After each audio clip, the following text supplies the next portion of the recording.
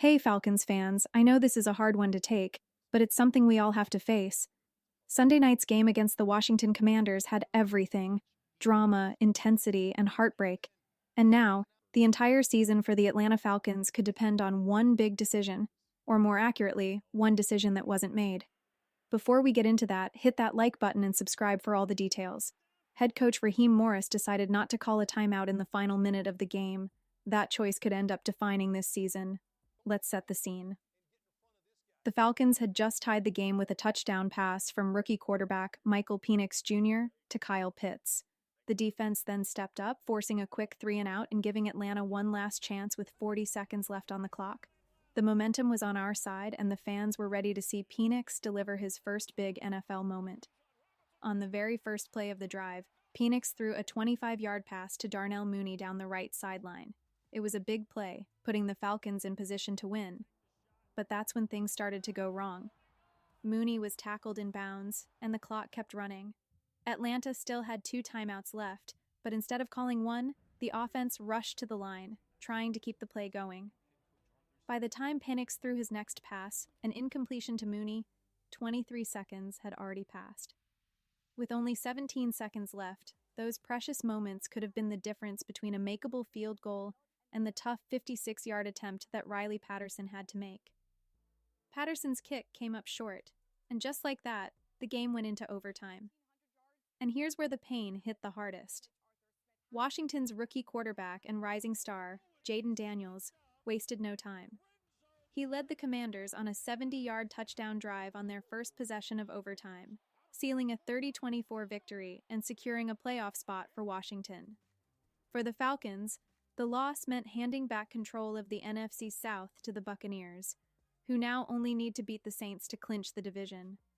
After the game, Morris thought back on the decision not to call a timeout.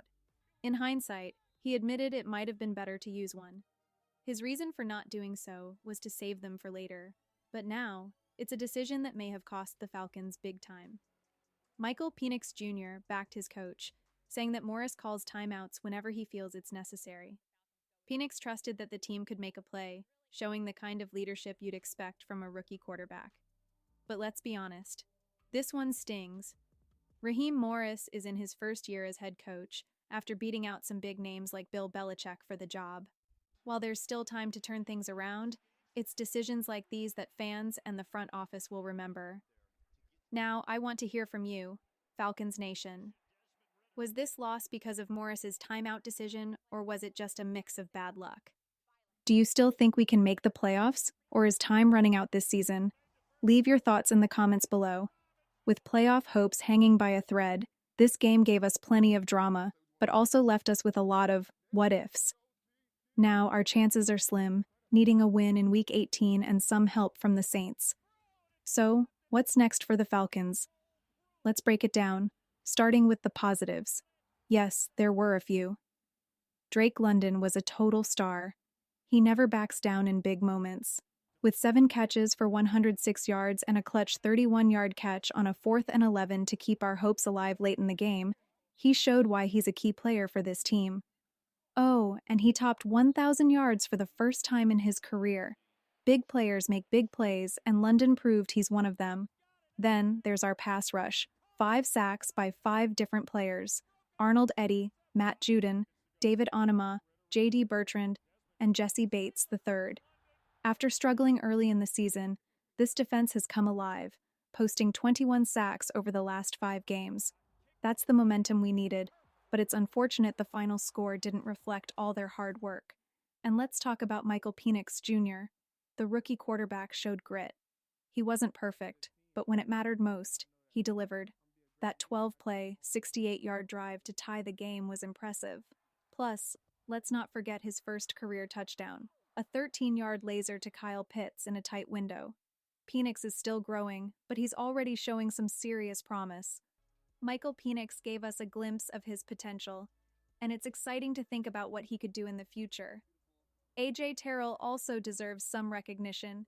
He was tasked with covering Terry McLaurin for most of the game and only allowed 1 reception for 5 yards. Terrell is proving once again why he's one of the best cornerbacks in the league, and performances like this solidify his elite status. But now, Let's talk about the tough part. Head coach Raheem Morris is under fire for his clock management, or lack of it. With 2 timeouts and 34 seconds left after a big play by Darnell Mooney, Morris chose not to stop the clock. By the time the next play was run, 17 seconds had passed. That decision became crucial when Riley Patterson's 56-yard field goal attempt fell short. Let's be honest, those extra seconds could have made all the difference. Morris admitted after the game that he probably should have called a timeout. In a game with playoff implications, every second counts. Now, our playoff hopes are out of our hands. A win against the Panthers next week is essential, but we also need the Saints to beat the Buccaneers. It's a tough spot, especially for a team that controlled its own fate just a week ago. This season was supposed to mark a new chapter for the Falcons, but now we're left wondering what could have been. D. Alfred also had a rough night, especially after giving up the game-winning touchdown in overtime. It's been an up-and-down season for him, and Sunday was another tough moment. While Patterson's missed kick wasn't entirely his fault, after all, it was a long attempt, our kicking game has been an issue all year. Losing Younghoe Koo to injury was a major setback. But even before that, this unit wasn't performing up to its usual standards. So where does that leave us, Falcons Nation? This loss stings, no doubt, but there's still a glimmer of hope. As fans, we know that anything can happen in the NFL. What do you think? Should Morris be held accountable for the timeout decisions, or was it just a tough break in a close game? And do you still believe we can sneak into the playoffs? Now let's talk about Drake London. Our third-year wide receiver from USC has officially reached a major milestone in his NFL career, 1,000 receiving yards in a single season. That's right. London has proven himself as one of the most dynamic young talents in the league. This achievement came during Sunday night's game against the Washington Commanders, where he caught 7 passes for 106 yards. It was another standout performance in a season full of them. It marks the second time this year he's gone over 100 yards in a game. Remember his monster game in October with 12 catches, 134 yards, and a touchdown? London has been a force to be reckoned with all season. What's truly remarkable about London is how much he's grown since entering the league. Each season he's taken another step forward, and 2024 is no exception. Let's break down the numbers. Last season, in 16 games, he had 69 receptions for 905 yards and just 2 touchdowns. This year, he's already surpassed those stats with 90 receptions for 1,084 yards. With 7 touchdowns so far and 1 more game to go, Drake London has a golden opportunity to add to those numbers and finish the year even stronger. The season finale against the Carolina Panthers is the perfect chance to end on a high note. A big part of London's success has been his ability to adapt and thrive, even with some instability at the quarterback position. When the Falcons signed Kirk Cousins to a big free agent deal, it seemed like we were on track for stability. But as the season unfolded, rookie Michael Penix Jr. took over. Despite this change, London hasn't skipped a beat. His production has stayed steady, showing he can be a reliable target no matter who's throwing the ball. That kind of versatility is priceless and speaks volumes about his talent and work ethic. Let's take a moment to reflect on London's journey. This isn't the first time he's hit the 1,000-yard mark. Back in college, during his junior year at USC, he racked up an impressive 1,084 yards in just 8 games before an injury ended his season early. Those numbers helped him become a top prospect and the 8th overall pick in the 2022 NFL Draft.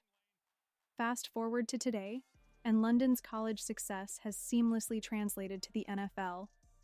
Of course, as exciting as his individual accomplishments are, the loss to the Commanders was a tough blow. It significantly impacts our playoff chances, pushing the Tampa Bay Buccaneers to the top of the NFC South. But even with this setback, it's clear that London is a cornerstone for the future of this team. His growth and consistency give us plenty of reasons to be optimistic about what lies ahead. So, Falcons fans, what do you think? Is Drake London the NFL's next big star? How do you feel about his season so far, and what are your expectations for him in the final game against the Panthers? Let me know in the comments below, and don't forget to hit the like button and subscribe if you haven't already. Go Falcons!